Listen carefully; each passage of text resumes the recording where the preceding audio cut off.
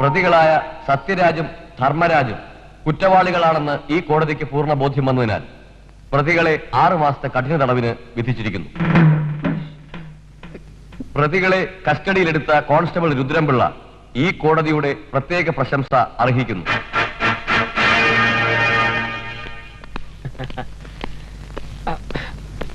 എല്ലാരും കൂടെ എങ്ങോട്ടാ? ജയിലിലേക്ക്. വേണ്ട വേണ്ട, ആരും വരണ്ട. കോടതി പറഞ്ഞു കേട്ടില്ലേ? ആപൽക്കരമായ ഏറ്റുമുട്ടലിലൂടെ ഒറ്റയ്ക്ക് ഇവരെ കസ്റ്റഡിയിലെടുത്ത് കോടതി ശിക്ഷ മേടിച്ചു കൊടുക്കാൻ കഴിയുമെങ്കിൽ ഇവരെ സുരക്ഷിതരായി ജയിലിലെത്തിക്കുവാനും ഈ രുദ്രൻപിള്ളയ്ക്ക് കഴിയും. 2 കള്ളന്മാരെ ഒറ്റയ്ക്ക് ഇത്ര ദൂരം കൊണ്ടുപോകുന്ന റിസ്ക് ആണ്. ആ റിസ്കിന്റെ ക്രെഡിറ്റ് കൂടി എനിക്കിരിക്കട്ടെ. ആരും എന്നെ തടയരുത്. നീ മുൻ സീറ്റ്. ഓ, അപ്പൊ ഞാനോ? നീയും കയറാ.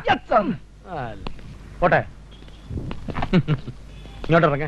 എന്തിനാ ഇങ്ങോട്ട് ഇറങ്ങാൻ? എന്തിനാ? ഇങ്ങോട്ട് ഇറങ്ങടോ. കാര്യം പറ. അതൊക്കെ ഇറങ്ങിയിട്ട് പറയാം. എനിക്ക് ഒരു ഡ്രൈവറുടെ ആവശ്യമില്ല. താക്കോലിങ്ങനെ താക്കോലും തരത്തില്ല. താക്കോലിങ്ങ അത് പറ്റത്തില്ല.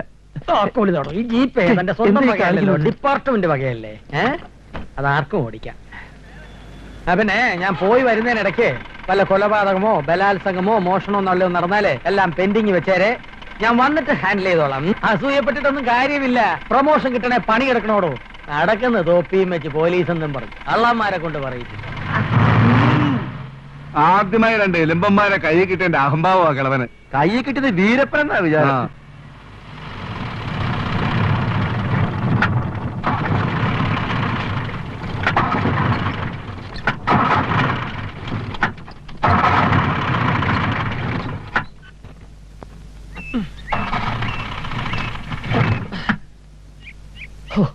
സ്റ്റാർട്ട് ആകുന്നില്ലല്ലോ. നല്ല മാണിക്കാത്ത ഡ്രൈവർ കയറിയതാ. അയാളെ പിടിച്ച് പുറത്താക്കിട്ട് ഇപ്പം ചായ ഉണ്ടെങ്കിൽ കഴിക്കേണ്ട സമയായി. മര്യാദക്ക് ഞങ്ങളെ ജയിലിലെത്തിച്ചില്ലെങ്കിണ്ടല്ലോ വിവരം അറിയും കേട്ടാ. ആര്? ഞങ്ങളറിയും. ആ